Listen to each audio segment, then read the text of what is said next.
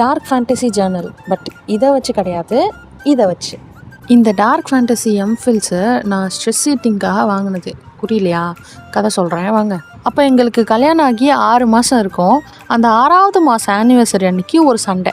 அழுது முடிச்சு வந்த பசியில் மொத்த பாக்கெட்டையும் நானே சாப்பிட்டு காலி பண்ணிட்டேன். அதாவது நம்ம ரொம்ப ஸ்ட்ரெஸ்ஸாக இருக்கிறப்பையோ, ரொம்ப டயர்டாக இருக்கிறப்பையோ, நம்ம பாடி நம்மளை சரி பண்ணுறதுக்கு, நம்மளை சமாதானப்படுத்துறதுக்கு ஒரு வழியை தேடும் தெரியுமா? அந்த வழி தான் ஸ்ட்ரெஸ் ஈட்டிங். இந்த ஆறுதல் அவங்கவங்க வசதிக்கு ஏற்ப ஒருத்தவங்களுக்கும் ஒரு மாதிரி இருக்கும். சில பேர் தூங்குவாங்க, சில பேர் ஆல்கஹால், ஸ்மோக்கிங் அப்படி போவாங்க.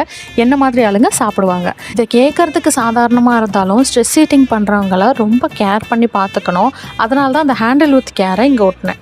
ஏன்னா இது சாப்பிட்றவங்களுக்கு பல வகையில் ஹார்மோனல் பிரச்சனையை கொண்டு வந்துடும். எனக்கு கூட அப்படி தான் கொண்டு வந்து. நீங்கள் சொல்லுங்கள், எத்தனை பேர் உங்களுக்கு ஸ்ட்ரெஸ்ஸாக இருக்கிறப்பையும் கஷ்டமாக இருக்கிறப்பையும் நல்லா ஃபுல் கட்டிட்டு நல்ல தூக்கம் போடுவீங்க? இப்போ ஜேர்னல் கதைக்கு வருவோம். இந்த ஜேர்னலை நான் செய்கிறப்போ எந்த ஒரு ஐடியாவுமே இல்லாமல் தான் ஆரம்பித்தேன்.